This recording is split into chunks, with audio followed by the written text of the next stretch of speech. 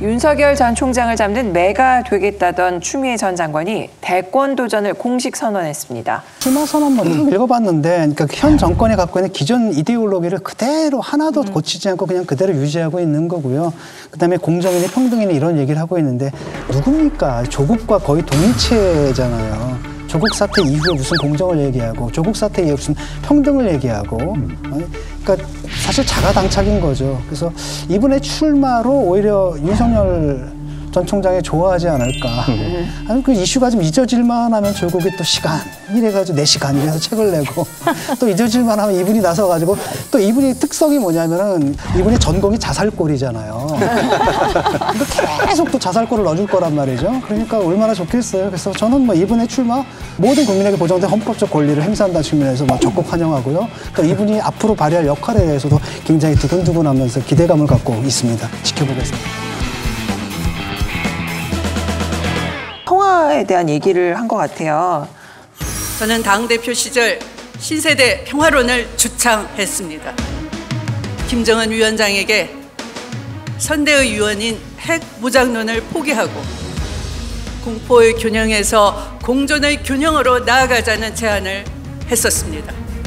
불과 4개월 후 김정은 위원장은 저의 신세대 평화론의 화답이라도 하듯이 전향적인 대화 의지가 담긴 신년사를 발표했습니다. 곧이어 2월 평창 동계올림픽에 북한 선수단이 참여해서 세계가 주목하는 평화올림픽이 되었으며 2달 후에는 역사적인 남북 정상회담이 열리게 되었습니다. 어떻게 보면 이건 이제 문재인 정권의 노력보다는 당대표인 내 노력이 더 컸다 이런 걸 좀 부각하고 싶었던 게 아닌가. 사실은 이 정권 시작되고 나서 저희도 얼마나 많은 기대를 걸었었어요. 뭐가 김정은 위원장이 뭔가 좀 다른 모습을 보여줄까? 정말 남북 평화가 이루어지는 거 아니야? 라고 열렬히 지지를 했지만 돌아온 것은 뭐 지금 다 아시잖아요. 뭐 무슨 일이 벌어졌는지. 근데 또다시 최근 들어 한반도를 둘러싼 정세가 다시 꿈틀대고 있습니다. 포기를 몰랐던 문재인 정부의 집요한 설득과 노력으로 새로운 길이 열리고 있는 것입니다. 미국의 바이든 정부가 대북 정책의 방향을 바꾸고 북한의 김정은 정권이 조심스럽게 가능성을 내비치고 있습니다. 북한의 김정은 정권이 조심스럽게 가능성을 내비치고 있습니다. 무슨 가능성을 내비쳤죠? 평화 다시 시작을 위한 최고의 시간이 다가오고 있는 것입니다. 이건 분명히 누구도 동의하지 못할 그런 생각 아닐까 이런 생각이 들고요. 그 다음에도 보면 지금의 방식대로 선진국을 따라가기만 한다면 양극화와 불평등, 불공정을 해소할 수 있는가? 구조화된 불평등과 불공정을 깨지 못한다면 우리가 추구해왔던 20세기형 선진국 모델로는 양극화와 불평등을 결코 해소할 수가 없습니다. 아니 정권 잡고 지금 4년 동안 해왔잖아요, 자기들이. 그래놓고 이제 와서 그 책임을 왜 국민한테 돌리냐고요. 그래서 뭐 나라만 잘 사는 나라가 아니고 국민이 잘 사는 나라로 가야 됩니다. 지금 우리 국민 빚이 얼마예요? 이 정권 들어서 1700조에 빚이 얼마예요, 빚이? 모든 국민 개개인을 갖다가 빚더미로 올려 앉혀놓고서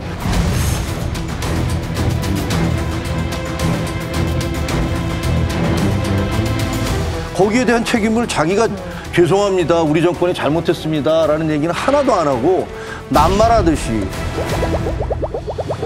근데 왜 아직도 이게 여기 그 선언문에도 나와 있지만 촛불 정신을 계속 강조하거든요. 그런데 이제 촛불의 시대는 지나갔다며 촛불 이야기 그만하자 하는 분들도 계십니다. 그러나 저 추미애는 그렇게 할 수 없습니다. 저는 그 광장에서의 약속을 지키고 촛불 개혁을 완수해야 한다는 사명감을 간직해왔습니다. 촛불 시민이 계셨기에 검찰 개혁의 험난한 여정을 지나올 수가 있었습니다. 촛불 다시 시작! 추미애와 함께 외쳐주시기 바랍니다.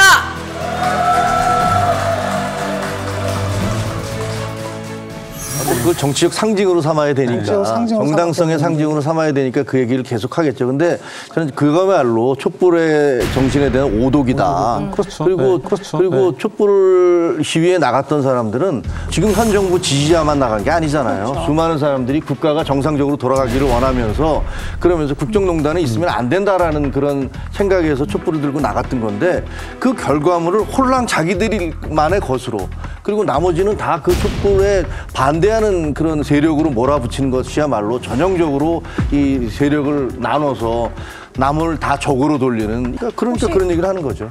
SNS의 반응도 보면 야권 인사들이라든가 그다음에 이제 문재인 정부의 문제의식을 가지고 있는 진보 인사들은 이분의 이제 출마 선언을 대단히 이제 반기고 안녕? 오늘이 그날이다 뭐 이런 식으로 SNS에서도 이제 공유되고 하는 걸 봤고 반면에 여권 인사들은 다들 걱정하는 이거 누가 말리나 어떻게 통제하나. 뭐 일 수도 있고 아닐 수도 있죠. 본인이 끙장농매가 되고 싶다 그러는데 예. 어떤 위치에서야 끙장농매가 되는지는 잘 모르겠습니다만은 예. 뭐 끙장농매 좋은 표현이네요. 예. 근데 꽁 못 잡는 매 아닙니까? 글쎄요, 꽁 잡으려다 꽁 키워주는 거. 많은 분들이 우려하고 있죠. 예. 그러나 또 추미애 장관님이 출마하시는 거를 그걸 누가 막을 수 있겠습니까? 그러나 지지율은 당내 3위이더라고요. 네. 꽤 나오는 거죠. 네.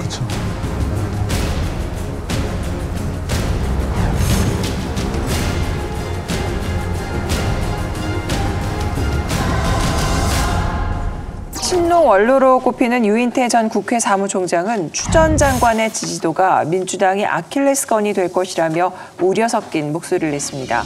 네, 지금 조금 더 빛을 윤석열 총장한테 좀 더 쏘여주겠다는 사명감을 가지고 저러는 게 아닌가 저는 그런 느낌을 받아요. 초연 갈등에서 정권에 그렇게 부담을 주고 거의 완패하다시피 해서 사실 쫓겨난 사람 아닙니까? 근데 뭘 조금 저 성찰하고 자숙하고 지내야지 저렇게 하는 게 전 정말 제 상식으로는 이해가 안 갑니다.